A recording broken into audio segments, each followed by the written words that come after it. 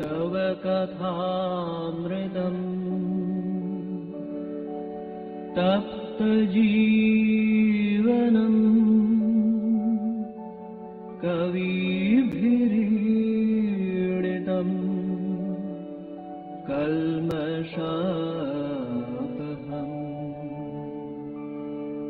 श्रवणमङ्गलम् श्रीमदाततम् भुवि गृह्णन्ति ये भूरिदा जनाः भुवि गृह्णन्ति ये भूरिदा जनाः.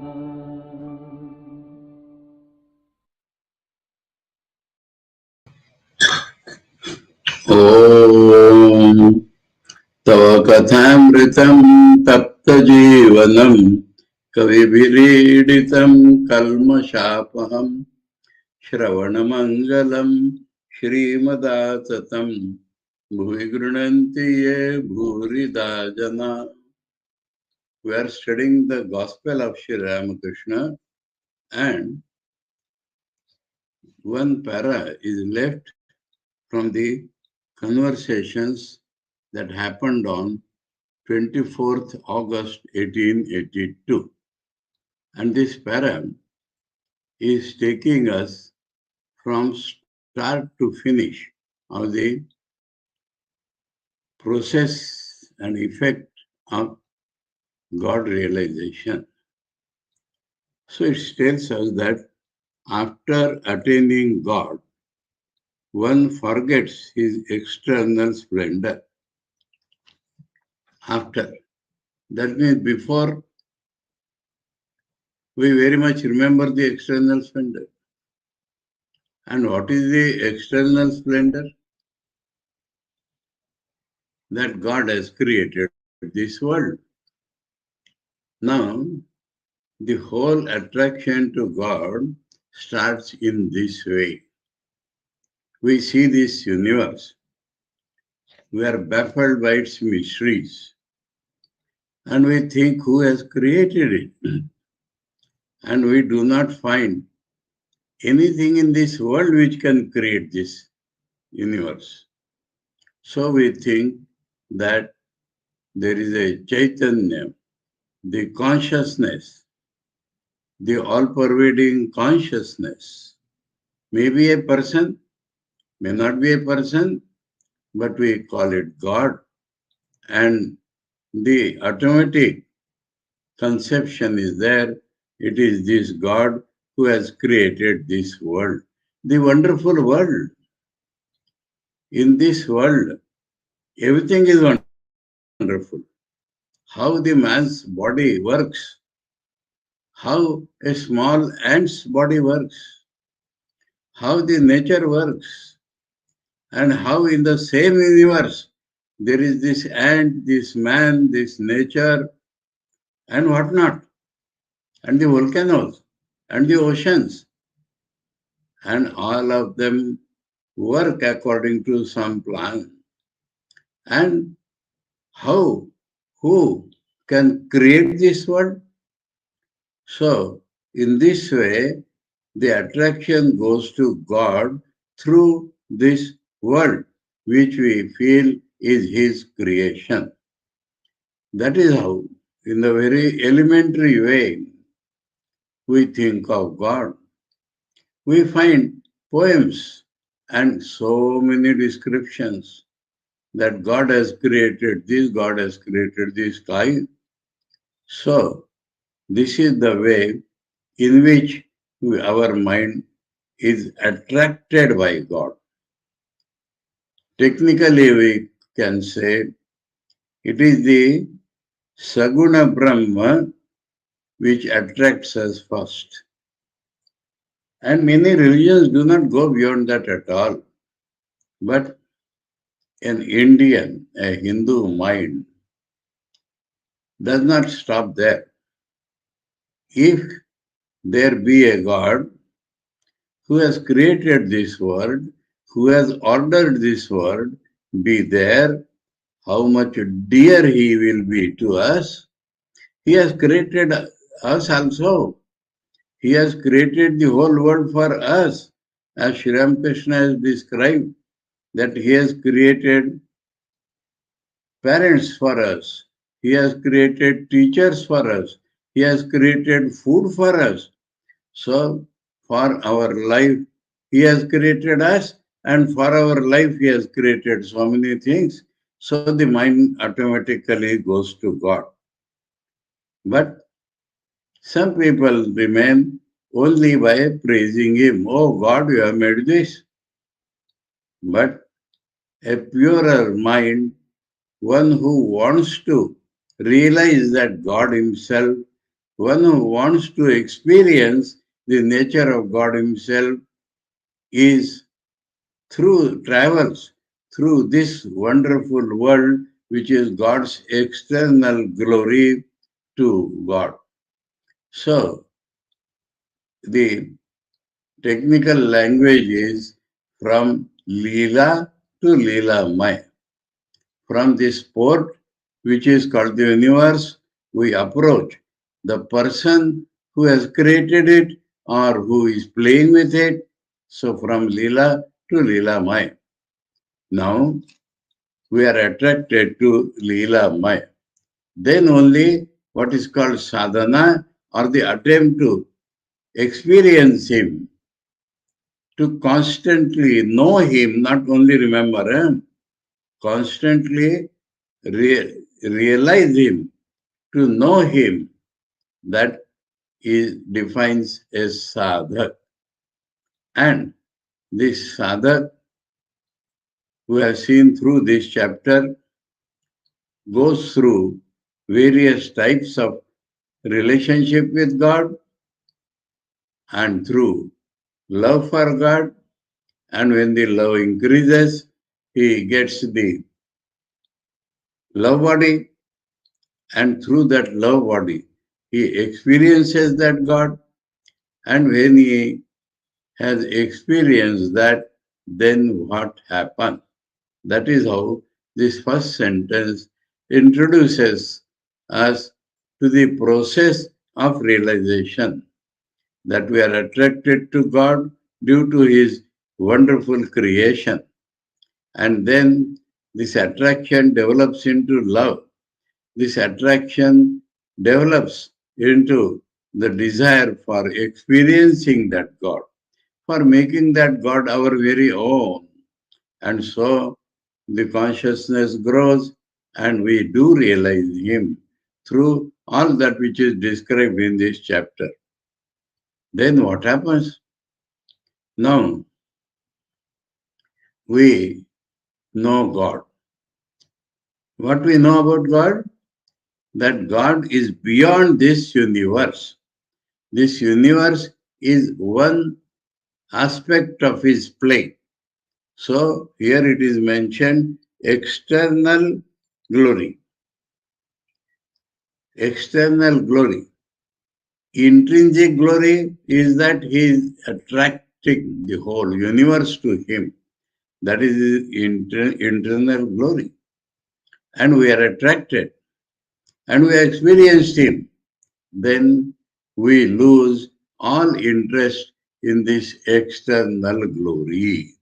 If we are real sadhaks, if we are not dying only in praising God, oh God, you have made this and you have made that. That is a superficial look at God. It is very good for the beginner, but not for one who has grown. And so, with this growth of spirituality, with the growth of approach nearer and nearer God, we finally experience His real nature, His transcendent over this universe.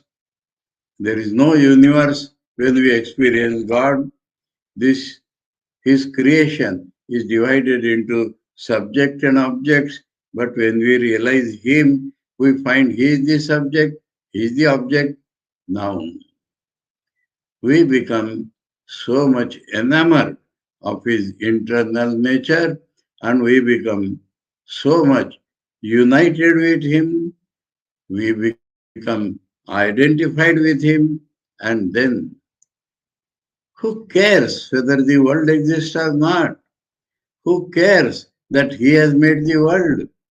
He is the supreme object of love.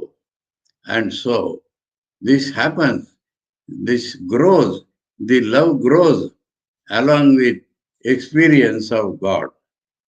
The very process of experiencing God everywhere is this love, mind you. In the Brihadaranyaka 147, it is mentioned that what is the relation between God and me, and it has been declared that the relation is that He is my being, He is my reality. And then how to think of this reality abstract, how to think of this reality impersonal, and the Upanishad tells us in 148 that it is the only object of love.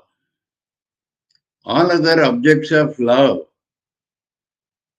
son, property, everything of the world, means to achieve those everything of this world, appears attractive to us because they are God's form. Otherwise, a dead, dull matter would not have attracted us. When we know we are made of consciousness, a dead, dull matter cannot attract us. So, we now dwell into the consciousness which is God, and then this world, we do not want to experience that. It obstructs our vision of God. Though in the beginning it has given that impetus to realize God, it has given that attraction by which we go nearer and nearer to God, but then it drops out and we do not care for it. This is spiritual life, mind you. Spiritual life does not beginning in creation and ends in creation. That is not spiritual life. Spiritual life begins attraction for God by looking at the external world. But when it grows, the more we approach God in our consciousness, the more the attraction for the world drops out, and finally, no world remains, no attraction for the world remains. We know that it is all the form of God only, and so the love goes to God and God alone. So that is what is told, that after attaining God, one forgets his external splendor. Forget means we had experienced it, but now we do not experience it. That is called forget. We had experienced this world, but now in our mind the focus has shifted. That is called forget. So we forget this which is his glory, his external splendor, the glories of his creation. One doesn't think of God's glories after one has seen him. So, second sentence declaring the same sense, that when one has seen him, when one has directly experienced him, the mind does not go at all to his external glory, the world. The devotee, once immersed in God's bliss, so what is he getting? He is getting bliss. Love and bliss are not two things. Bliss, when experienced, is called love.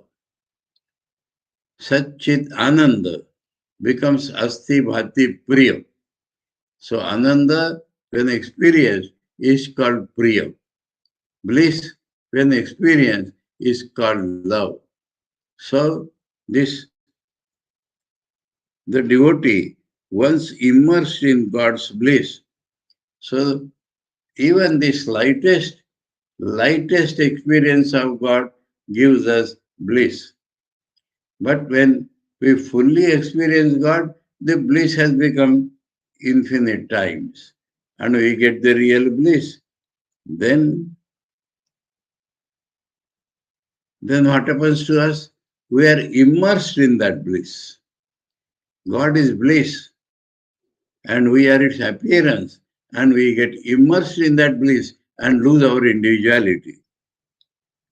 Then the devotee, once immersed in God's bliss, doesn't calculate anymore about other things. That this wife gives me pleasure, son gives me pleasure, the sun gives me pleasure, the moon gives me pleasure. He is not attracted to them at all because God is the reality. God is my own reality. And when I am immersed in the experience of that bliss, which is God, one forgets. One doesn't calculate anymore about outer things. Calculate. That means how much, when God made this, first what He made, then what He made, all these calculations vanish when we experience God, the Creator. Now, as an example, He shows something which is dearest to Him in this world. And that for Sri Ramakrishna is Narendranath, the future Vivekananda. And he is not present there.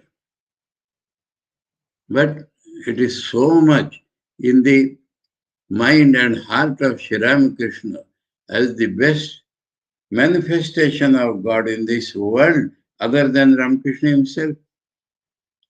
So he says, when I see Narendra, actually experience Narendra, I don't need to ask him, what's your name?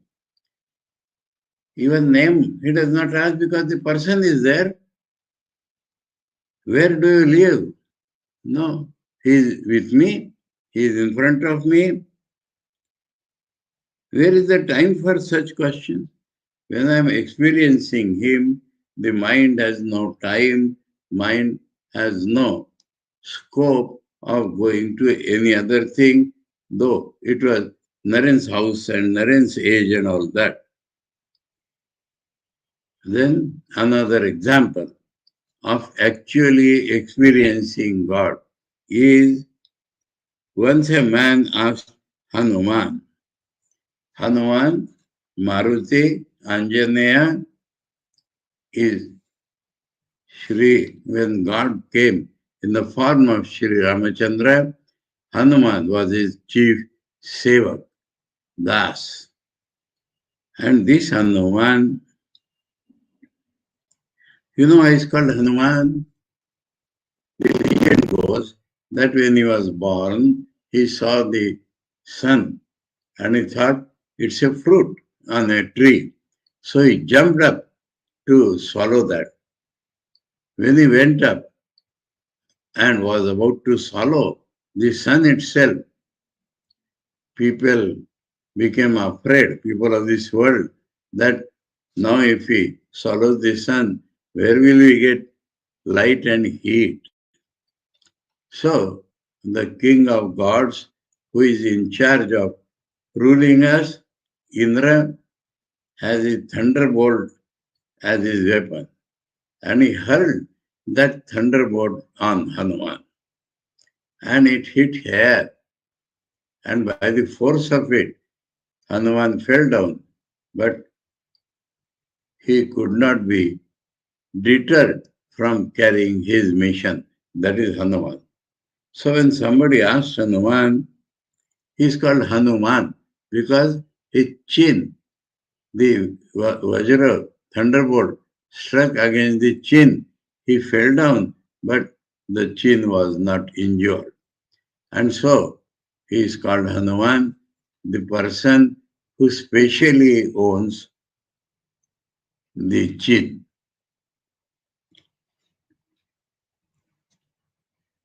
Once a man asked Hanuman which day of the fortnight it was. He didn't ask a question about God. He asked which day of the fortnight it was. Brother, said Hanuman, I don't know anything of the day, of the week, or the fortnight, or the position of these stars. I think of Rama alone. So that is what happens. Clear model is Hanuman. If Rama tells some work, he will come. Otherwise, he is not interested in Hanuman and other things. What we shall gain by these things, this wisdom is coming by knowing this Hanuman story, by knowing that God has created this world. So, mind goes to God, not to Hanuman, not to anything of this world.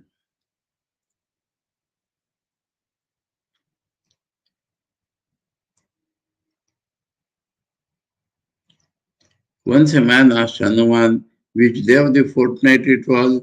Brother, said Hanuman, I don't know anything of the day of the week or the fortnight or the position of the stars. I think of Rama alone. Rama is one without a second.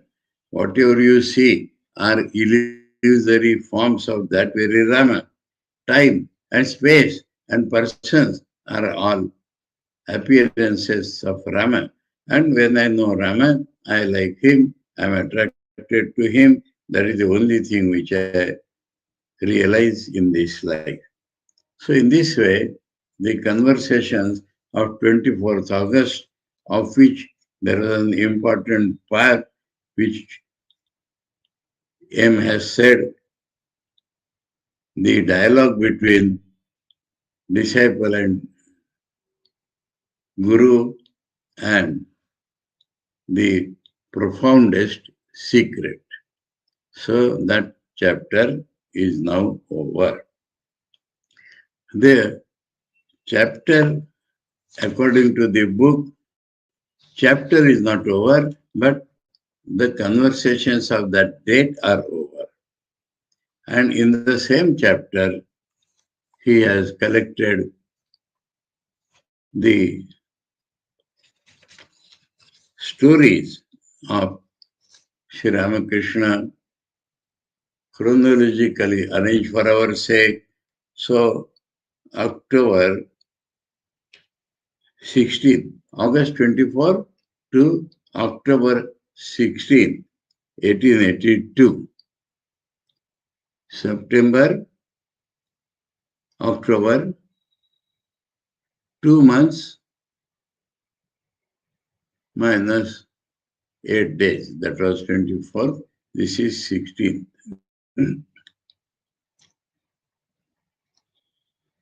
It was Monday, a few days before the Durga Puja.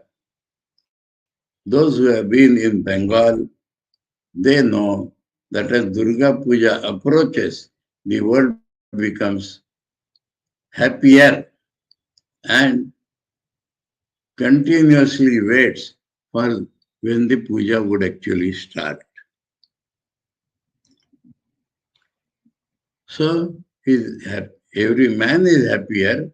So Sri Ramakrishna is happier than what he was already happy. And his death has been occurred. So I was Mahendra. It was Monday, a few days before the Durga Puja, the festival of the Divine Mother. Sri Ramakrishna was in a very happy state of mind, not due to puja, but Narendra was with him. So Narendra had come and was going to stay and some rest. So Sri Ramakrishna was very happy. Happy state of the mind. Narendra had brought 2 or 3 young members of the Brahmo Samaj to the temple garden. Besides these, Rakhal, the devotee of Sri Ramakrishna, who was like a child to him. Rakhal Ramlal, Sri Ramakrishna's own nephew.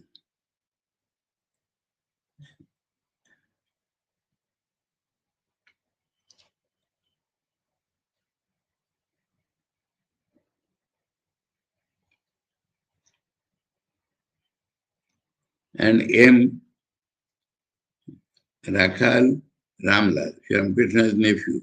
Hadra, the person who always stayed with Sri Ramakrishna.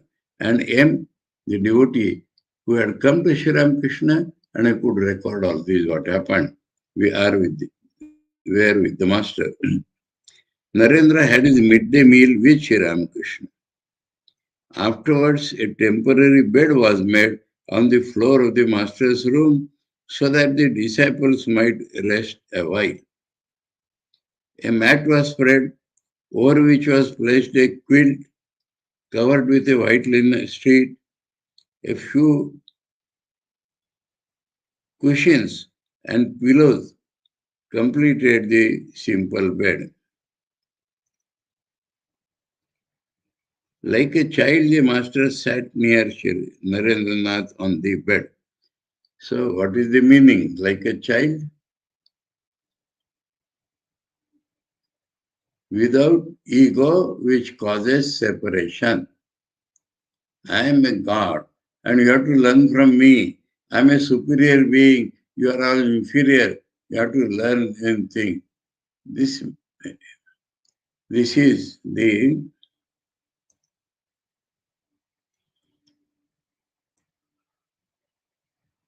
like a child. The master sat near Narendranath on the bed. He talked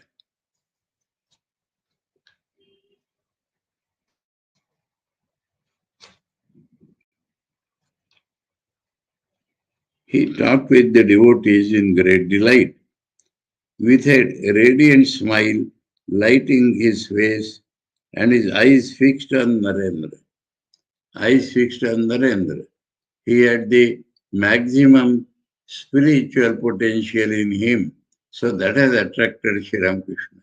He is not attracted by anything else other than the spiritual element in a person. He talked with the devotees in great delight. With a radiant smile lighting his face, his eyes fixed on Narendra.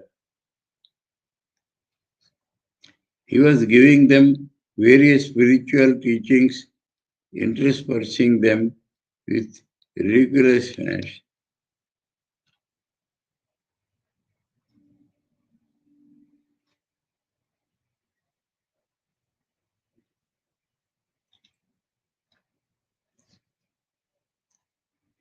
So that was his method, presenting his own life as the object to study truths of spiritual life, to study truths of Vedanta. He is putting his own life and experiences as the model, as the ideal model. Master, after I had experienced Samadhi, my mind craved intensely to hear only about God. I have realized him. And in the previous, I mean Sri Ramakrishna, and in the previous, we have seen that no external glory remains. So that is a state which is being referred to as after I had experienced Samadhi, my mind craved intensely to hear only about God. About God. God is also an object of experience. I would always search for places where they were reciting or explaining the sacred books such as the Bhagavata, the Mahabharata. You know this history that That is age-old thing in India. So that was very current. I would always search for places where they were reciting or explaining the sacred books. So another aspect of his, he would search for the places where they are talking about him or reading authentic notice about himself. I used to go to Krishna Kishore.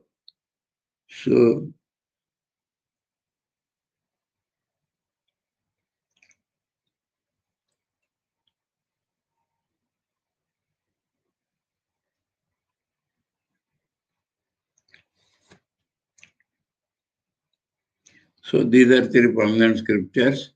Bhagavata is Krishna's play in Vrindavan and other places. Mahabharata, the war between Pandavas and Kauravas, Krishna being the most important person during that war. And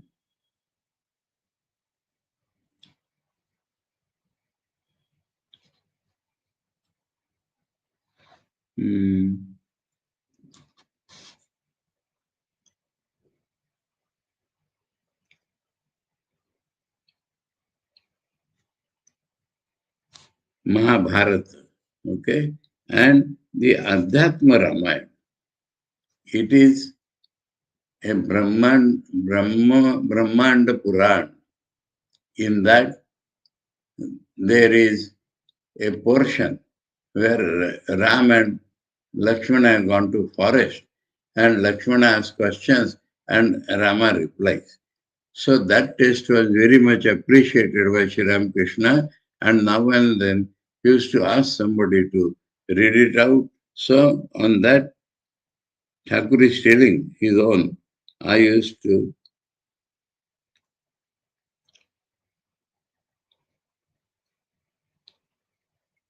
would always search for places where they were reciting or explaining the sacred books such as Bhagavata, the Mahabharata, and the Adhyatma Ramayana. I used to go to Krishna Kishore to hear him read the Adhyatma Ramayana. So it is the record of Adhyatma Ramayana, and that somebody is reading. So that was the way of Sri Ramakrishna's mind getting fulfilled with the glory of Rama.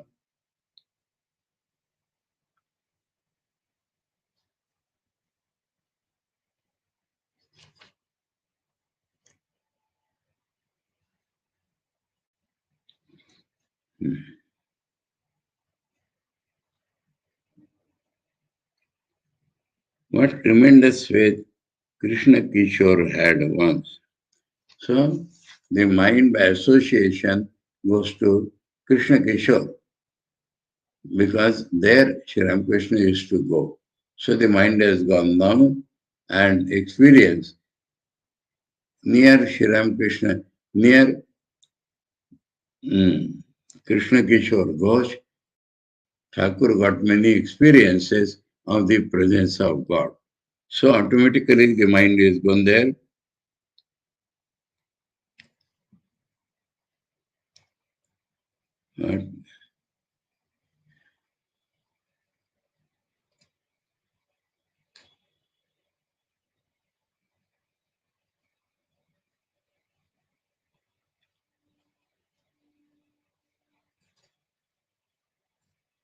What tremendous faith Krishna Kishore had.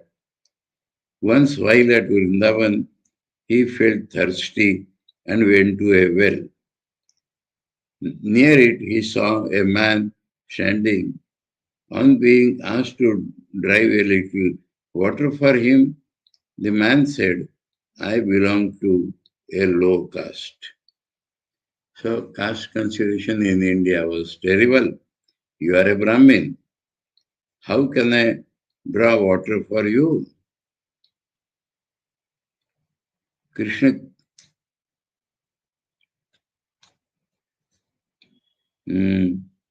Krishna Kishore, yes. Krishna Kishore said, take the name of Shiva. He loves Ramachandra immensely. So he loves others who have loved him.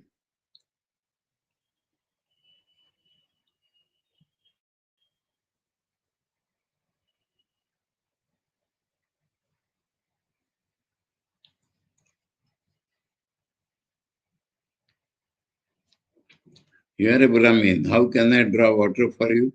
Krishna Kishore said, take the name of Shiva. By repeating his holy name, you will make yourself pure. So, importance of name, Krishna Kishore has tremendous faith over it. So he tells a man of very low caste, if you take the name, you will be purified.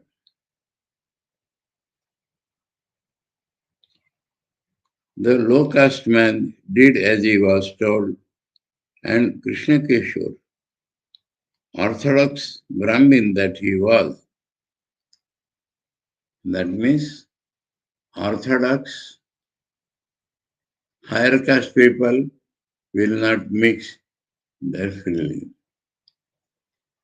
Orthodox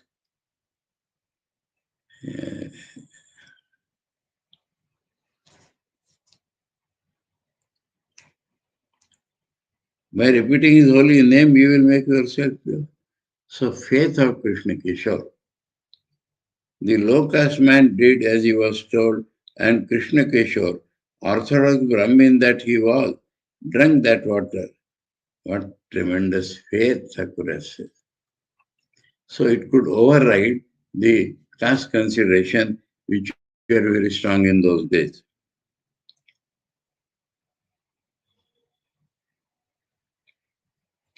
Once, another incident, once a holy man came to the bank of the Ganges and lived near the bathing hut at Aryada. Aryada is a place not far from Dakshineshwar. We thought of paying him a visit. I said to Haladari, Krishna Kishore and I have thought of going him on a Sunday.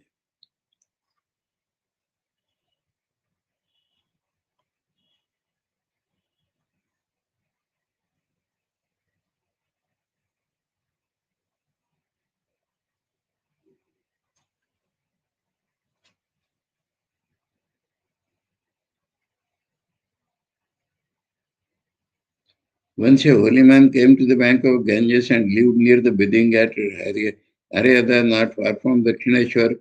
We thought of paying him a visit. I said to Haladari, Krishna Kishore and I are going to see a holy man. Will you come with us? Haladari replied, what is the use of seeing a mere human body which is no better than a cage of clay? Haladari was a student of the Gita and the Vedanta philosophy and therefore referred to the holy man as a mere cage of clay. I repeated this to Krishna Kishore. With great anger, he said, how impudent of Haladari. Impudent? Not thinking proper.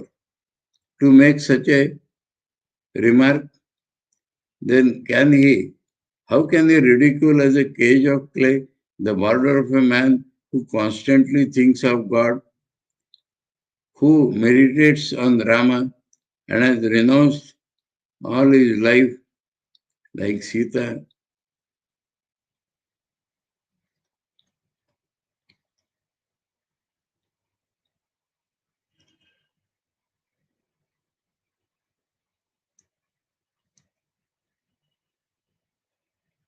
Who meditates on Rama and has renounced all for the sake of the Lord. Doesn't he know that such a man is the embodiment of spirit, consciousness? He was so upset by Haladari's remark that he would turn his face away from him whenever he met him in the temple garden and stopped speaking to him. So Krishna Kishore's faith which is important in our spiritual life. Even the broadness of caste should be based upon this intensity of taking his name. Once Krishna Kishore asked me, why have you cast off this sacred thread? In those days of God vision, I felt as if I were drowning.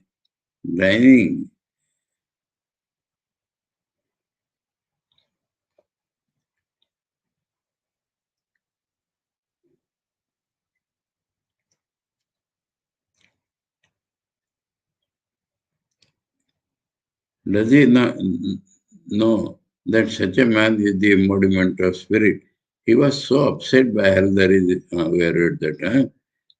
remark that he would turn his face away from him whenever he met him in the temple garden and stopped speaking to him. Once Krishna Kishore asked me, why have you cast off the sacred thread? Sri Ramakrishna has done that to go beyond the feeling of caste. In those days of God vision, I felt as if I were passing through the great storm of Ashwin. In 1864, there was a great storm, and that Sri Ramakrishna referred. And everything had blown away from me. No trace of any my old self was left.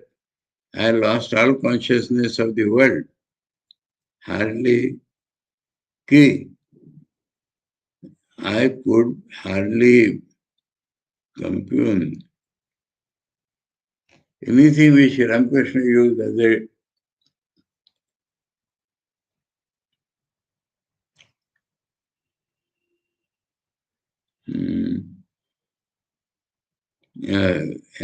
everything other than God is blown away from him. No trace of my old self was left. Even that I consciousness was not there. The most thing dear to us. I lost all consciousness of life, of the world. I could hardly keep my cloth on my body. No body consciousness. Not to speak of the sacred thread, I shall do this and I shall do that itself is gone. I said to Krishna Kishore, you will understand if you ever happen to be an ulama, happen to be as intoxicated with God as I seen, as I was. And it actually came to pass. He too passed. That means Krishna Kishore has to experience that. He who passed through a God intoxicated state, which he would repeat only the word Om. Did he find it? Let's begin. And shut himself up alone in his room.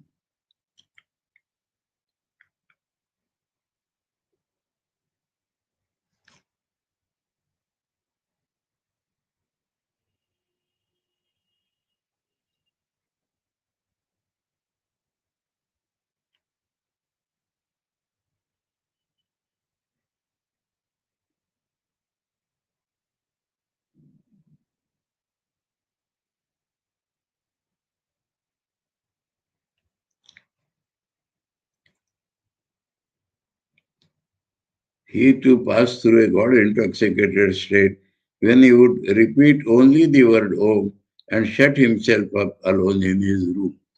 So, his relatives thought he was actually mad and called in a physician, Ram Kaviraj of Natagod. Kaviraj means Ayurvedic doctor. Came to see him. Krishna Kishore said to the physician, cure me, sir, of my malady, if you please, but not of my Om. That means don't give me such medicine by which Om will go away. You can cure me physically if you like, or luck, because this is a strange type of talks or love.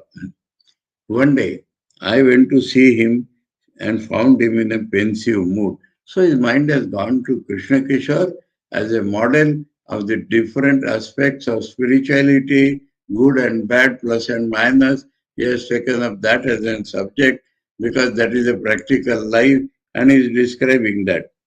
One day I went to see him and found him in a pensive mood. When I asked him about it, he said, the tax collector was here. He threatened to dispose of my brass pots, my cups, and my few utensils if I didn't pay the tax. So I am worried. I said, but why should you worry about it?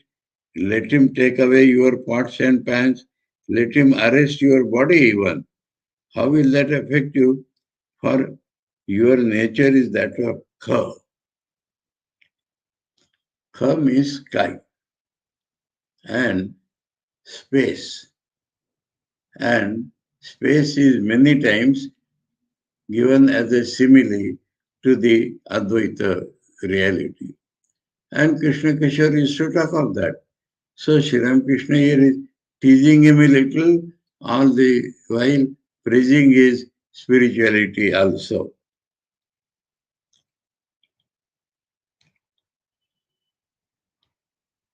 How will that affect you? For your nature is that of Kha. Narendrananda others laugh. He used to say to me that he was the spirit, all pervading as the sky. He had got that idea from the Adhyatma Ramayana.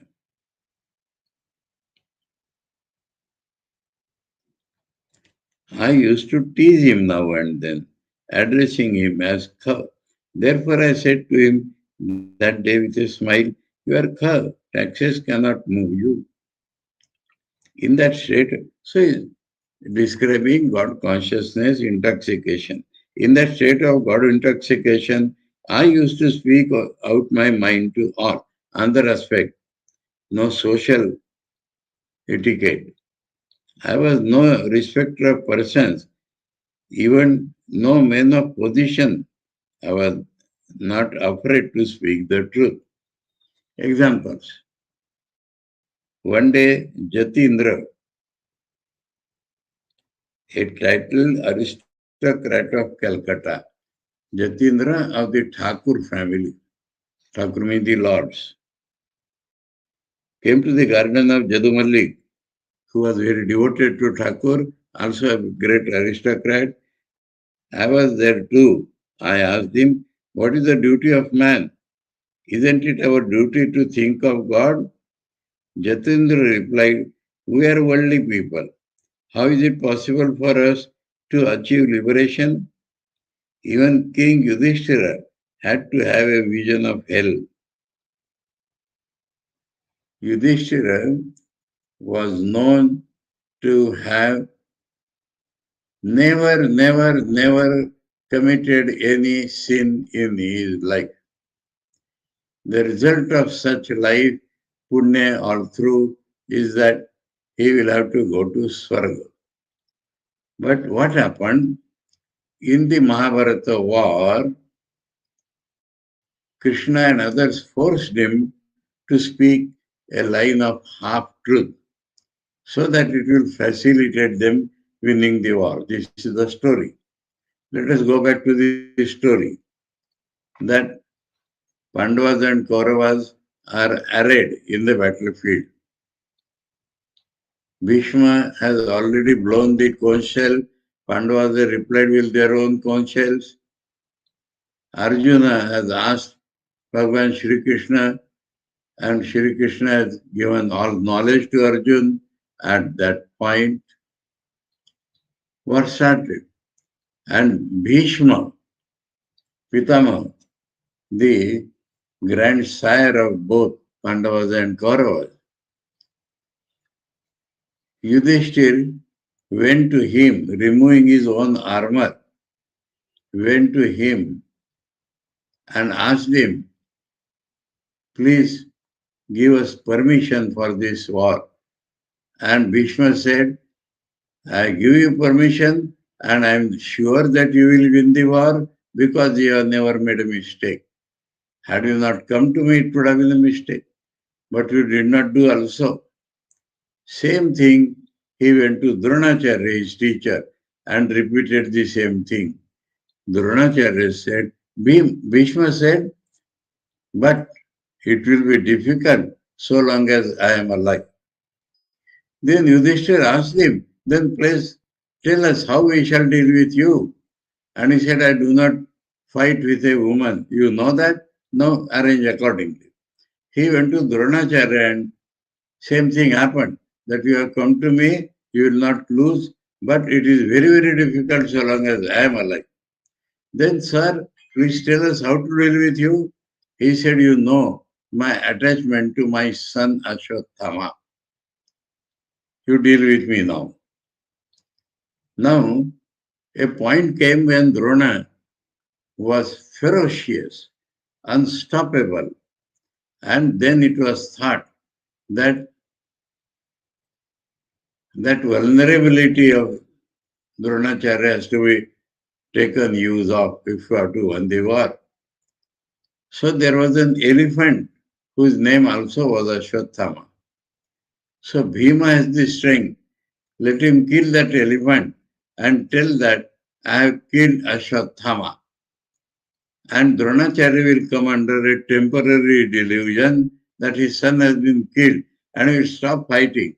And at that point, somebody should kill him. Now, Yudhishthira very reluctantly agreed to play a trick that when everybody is telling Ashwatthama killed, then Dronacharya said, I will not accept, they may be speaking untruth. So only let Yudhishthira tell me, because he never speaks untruth. So he asked Yudhishthira, is Ashwatthama really killed? Yudhishthira says, yes, Ashwatthama has been killed, but not a man, but an elephant. Now, Krishna Bhagavan had arranged in such a way, then when he uttered this last sentence, all drums and everything started beating. So, Dronacharya could not listen to that. He heard only first half, yes, Ashwatthama has been killed, and he gave up his weapons. Now, this is untruth. And so, for this much half-truth, Yudhishthira had to see hell and then go to heaven. So that is what this man is referring to. We are worldly people. How is it possible for us to achieve liberation?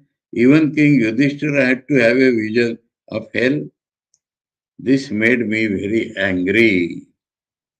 I said to him, what sort of man are you? Of all the incidents of Yudhishthira's life, you remember only his seeing hell. You don't remember his truthfulness, his forbearance, his patience, his discrimination, his dispassion, his devotion to God. Now, this gives a very different idea to me. We are seeing two things. Sri Ramakrishna is telling, I was no respecter of big people. So this, when he spoke something, I retorted and told him all these replies. So, not respecter, telling the truth, but there is a third point. Why Sri Ramakrishna became so upset over something about Yudhishthira? And how many qualities of Yudhishthira Sri Ramakrishna is remembering? How many qualities? You don't remember his truthfulness throughout his life, his forbearance, his patience, his discrimination, his dispassion, his devotion to God. I was about to say many more things when Hridaya stopped my mouth. So, what we understand from this? Sri Ramakrishna has repeatedly told us one who was Rama, one who was Krishna is now Ramakrishna. So he remembers his own past. And in that life, Krishna had the highest regard for Yudhishthir. Yudhishthir was a little bit elder than Krishna, and Yudhishthir is the most loved and respected of the whole world for Sri Krishna. It is very evident that Sri Ramakrishna has remembered his past life and feels annoyed, not for anybody else, but for abusing Yudhishthir. So we will find this in 2-3 places it comes. About the Pandavas or about Yudhishthir, if somebody talks ill, Sri Ramakrishna is off at once. So it is not only Sri Ramakrishna telling the truth, it is not only that we should remember good things more than the bad things of a person, but it is about Yudhishthir, a person who is dearest to Sri Ramakrishna in his incarnation as Krishna. And so he is upset. After a little while, Jatirendra left the place saying he had some other business to attend to. This means that he got a retort and he could not stay there. So he had to go.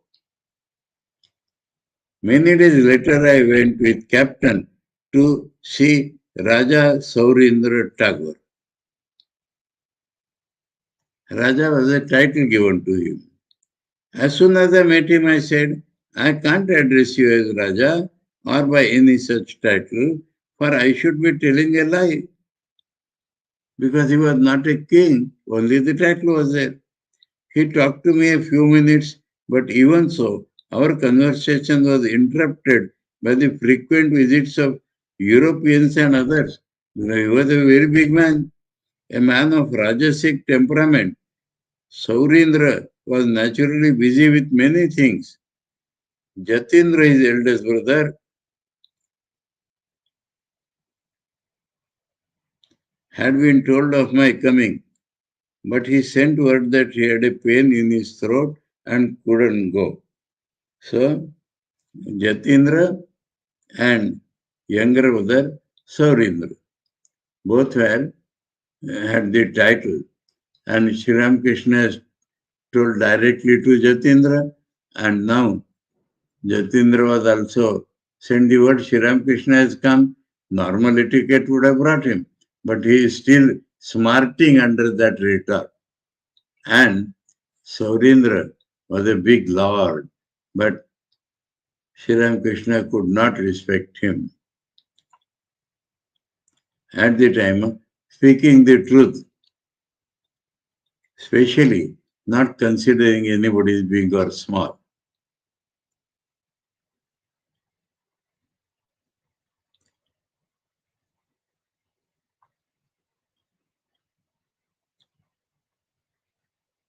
One day, in that state of divine intoxication, I went to the bathing ghat on the Ganges at Varanagar. We'll take it up on Monday. Similar incidents are there where Sri Ramakrishna does not care for the bigness of the people and right thing he expresses. Om तव कथामृतं तप्तजीवनं कविभिरीडितं कल्मषापहं श्रवणमङ्गलं श्रीमदाततं भुवि गृह्णन्ति ये भूरिदा जना ओम शांति शांति शांति हरि ओम तत्सत् श्री रामकृष्णार्पणमस्तु.